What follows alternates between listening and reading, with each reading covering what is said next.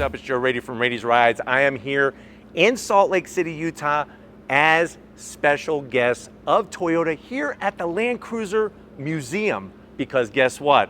It's back, and it's back in a very good way. This is it. This is a 2024 Toyota Land Cruiser. This particular one is a 1958 grade. But before we get into this classic shape with off-road capabilities that separate it from the rest of the pack, let's talk about what's going on here. Toyota, they're on a rampage, going through their lineup, doing redesigns, but guess what? Also bringing some new vehicles to market. Now, I was one of you that was kind of a little upset when the Land Cruiser disappeared from the space here in the United States, and then we saw everybody else having such a good time with their version. Well, guess what? Toyota is here to make amends and really do it in a smart way. With this Land Cruiser, you could get it three different ways. For that first year, of course, for 2024. You could get a special launch edition, which they're gonna have, 5,000 examples. It's gonna have skid plates, certain accessories. That one is gonna be, like I said, limited, 5,000 units. You could get yourself the Land Cruiser, which if you haven't seen that review, I actually have it at the end of this one, so make sure you watch it. But then you could go with this entryway into the Land Cruiser for 2024. It's that 1958 grade. Why do they call it that? Because guess what? 1958 was the start of all this off-road craziness. But what I want to find out is, if you're looking for an off-road SUV that can get the things done on a daily basis, but you can go and enjoy some of the mountainous areas like here in Salt Lake City or where you live, is this Land Cruiser worth the price, especially the 1958 grade, or should you take your money somewhere else? Let's go ahead, let's dive in and find out. Right off the bat, I love the color. It really accentuates the lines, and looking at it, you could see that Land Cruiser familiar face. And I actually think that they did our Land Cruiser better than the one that they introduced over in the Middle East and Europe and other parts of the world. I'm liking this one better. Now, on the 1958 grade specifically, you're gonna get that classic round headlight shape. Love the metallic silver finish, LED headlights, daytime running lamps, and that classic style to the turn signal. Working your way down, flat black. And that's gonna be important because if you're really gonna push that off-road capability and go some places where maybe lesser SUVs aren't going, this is gonna be a lot better than if it was all painted. You do have functional corner air curtains and LED fog lamps. Coming across the front, we got that heritage grille. And I like just how clean it looks on the front of this particular Land Cruiser. You got that Toyota name all spelled out with the metallic silver finish. Now the great news is that Toyota knew you were gonna take it off-road. So we have about 8.7 inches of ground clearance. Of course, you're gonna have a 2-speed transfer case. You're gonna have that 4x4 system with a locking center diff, and of course, all the other goodies to get down that off-road path. Now, as we rise up, the hood, it's bold, it's beautiful, but it's not like really crazy with a bunch of folds. I like that. It's super clean, and it's crazy because when you think about a larger SUV, how do you keep it clean? Toyota was able to do that with the style. Now, underneath the hood, what do we have going on? We got a 2.4 liter turbocharged inline 4 paired to the electric motor. That's a hybrid system. It's got a nickel metal hydride battery pack. You're looking at 326 horsepower and over 400 pound-feet of torque. This thing could tow about 6,000 pounds. So this isn't, just because it's got a smaller engine than previous generations, don't write it off just yet. Now, as we come around the bend, like I said, that nice, clean, bold style, that flat black finish all the way around, and I am digging how they did the actual design of the fender openings. What do we got going on wheel and tire? So you're gonna have this split spoke design, sort of like a gunmetal metallic gray finish, 18-inch wheel, 245 on the width, 70 series sidewall. Lori's gonna show you not only the suspension, but you can actually see the front of the frame, and this has that new global architecture, that truck frame for Toyota to bring that nice durability and strength that you are familiar with this brand, and a great brake setup. Now, coming down the side of the vehicle, gloss black on the mirror caps, you got your turn signals built in, which is nice, and then you'll notice that awesome flat roof design. Now, like I said, you go with the Land Cruiser trim, you go with the first edition, you'll be able to get your roof rails and things like that. This one though is perfect. It's ready for you to accessorize, and Toyota has plenty of accessories. working our way towards the rear. It's crazy how they were able, like I said, with the body lines to get that classic look without making it look obnoxious or too overly styled. That rear suspension, like I said, that full box truck's frame, and coming around with the rest of the vehicle to the back portion, you're gonna have, like I said, that classic boxy look. Stubby roof spoiler, color matched to match the roof. You got the Land Cruiser name, blends in nicely with the flat black all the way across. I guess my one zonk is this. We could have put that underneath here, so that definitely is a zonk, but the angles and the use of flat black is very well done. On the lower side, you can see our full tow capability and our spare that's mounted underneath. So you do get a full-size spare mounted underneath. But why don't we go ahead, let's get inside this 1958 edition because I want to find out, is it really worth the price? All right, guys, we're inside the all-new Toyota Land Cruiser. I know you're saying to yourself, well, Joe, my grandpappy had a 1958, the first one in Utah he bought. And I remember as a kid driving around in that vehicle, having such a good time. I think I want to share that experience with my kids. I'm liking this Land Cruiser. I promised Joe to watch a review at the end of this one, but how much is the Land Cruiser, the 1958 edition? Because I like the styling of it. Very good question. No official pricing has been released yet, but from what Toyota is saying, around the mid 50,000 area. So we'll see if they stick to that. Maybe it'll be lower, maybe it'll be higher.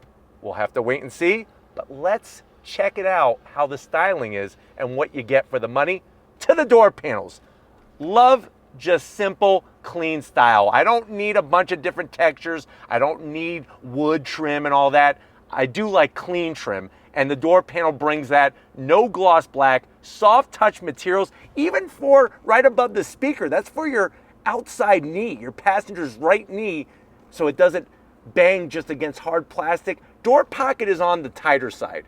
Maybe just one rattlesnake hot dog, that's a specialty out here in Utah, and a bottle of Pepsi to wash it down. Now going from the door panel to the dash, we got the Land Cruiser name stamped in there, that clean style, even the way they did the AC vents. They look like little kind of aeronautical devices. Really digging that style. And then sliding on in, you're gonna get the standard 8-inch infotainment. Now remember, this is a pre-production, so I can't go through all the features, but we will be doing the first drive eventually. If you step up to the next grade, which is the standard Land Cruiser grade, which is almost like the top grade, that comes with a 12.3 inch. So this is an 8-inch full touchscreen with the new multimedia system. I like the way they didn't just simply put gloss black. They put this texture design just to give it a little bit of style like it's supposed to be there. You got your volume control knob. You do have 3 stages of heated seats, and you have a heated steering wheel, which is nice. You'll notice the screen comes back on. I hit continue, nice touchscreen capability. It says, welcome Toyota driver. Hello Land Cruiser, nice to see you.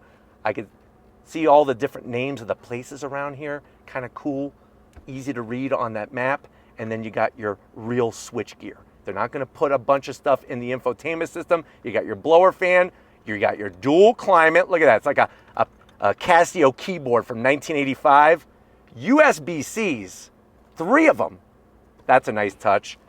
Then you have your off-road Twinkie tray. What the heck is an off-road Twinkie? It's filled with hot fudge, not with cream. So you can put easily 3 of those there. We got our key fob, just your Toyota key fob. I wish it'd be kind of cool they give you a Land Cruiser key fob, so I'm gonna zonk that. It would be nice to have that extra touch, but we do have our 8-speed automatic transmission, no CVTs. We got our drive modes and our drive mode selector button. Check out how you do your 4x4. So you got your 4x4 switch, lock the center diff, lock the rear diff, shut the traction control off, 2 jumbo-sized cup holders for your Yeti cans. And then you have an armrest that, I don't know what to say. I'm gonna zonk it because basically it's harder than Plymouth Rock. So where the Pilgrims landed off the Mayflower, it wasn't the Nina, the Pinta, and the Santa Maria. You're thinking of the wrong people. The Mayflower, this is harder than Plymouth Rock. It's probably as hard as some of the rocks around here in Salt Lake. Flip it up though, you could easily put a Nerf football in here. That's how big that space is. 1 Nerf football, and what's great about it is that if anybody bothers you, Like say you have your buddies in the back seat and you want them to shut up because they're busting your chops, just throw the football right in their head. That'll shut them right up. Seats on the 1958 grade, they are cloth, but it's a nice durable material and it has a classic feel to it. Manual seats for the passenger, guess what? Manual seats for the driver as well, and no sunroof in this grade. You gotta go up to the Land Cruiser, but why don't you come over here? I wanna show you behind the wheel of the 1958 edition with this vehicle. Come on over. All right guys, behind the wheel, very, very cool to be inside a Land Cruiser once again. You'll notice that with the manual seat controls, they're easy to get to, and to be honest with you, to get it to fit your body type, it really doesn't take that much action. So they did a good job there. If you want more power assist, you could do that by going to the main Land Cruiser grade. It's kind of interesting how they have a Land Cruiser grade, and then this is called the 1958 edition, and this is the entry one. But I'm not here to argue, I'm here to show you this Land Cruiser. Steering wheel, I'm so glad they gave us leather around the wheel instead of just Rubbermaid plastic. Flat black on all the switch gear. You got your Heritage badge, just a little bit of gloss black, nothing too crazy. You have your manual tilting and telescoping steering wheel, and then of course you're gonna have a nice large digital display. Now this is a 8-inch digital display.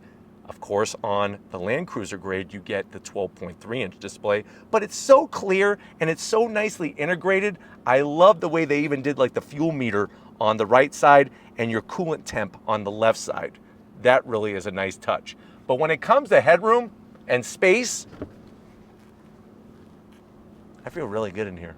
But why don't we go ahead, let's get in the back seat and see if your passengers are gonna feel as good as I do sitting in the front seat of this Land Cruiser. All right guys, we're inside the back seat area of this Land Cruiser. At first I wasn't digging the cloth seats, but now they're definitely growing on me. Really gives it that classic look and feel.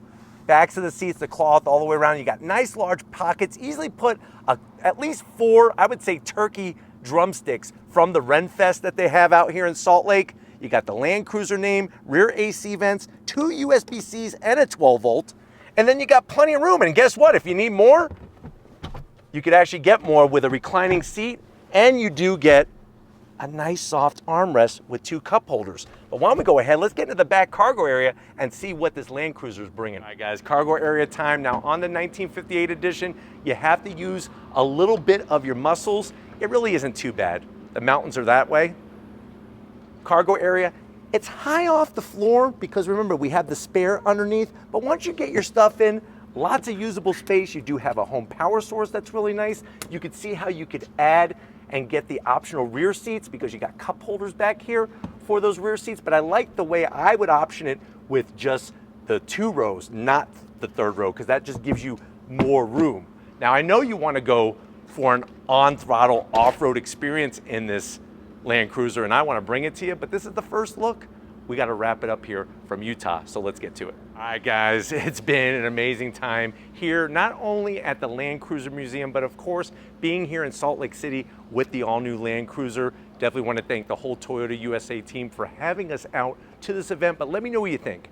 When it comes down to what you're getting and what eventually that price is going to be, do you think it's going to be worth it going with this new Land Cruiser? Let me know down in that comment section. But if you're new to the channel and you're on your way out, hit that subscribe button. I promise you it's worthwhile. Come back for more. If you are a subscriber, thank you for being part of the Raiti's Rides family. Of course, we need to give it up to the person behind the lens that makes all of this happen. So show her some love in the comment section, or I'm coming after each and every one of you. Thank you, Lori, for busting your butt day in and day out. And just like always, guys, I'll see you on the next ride.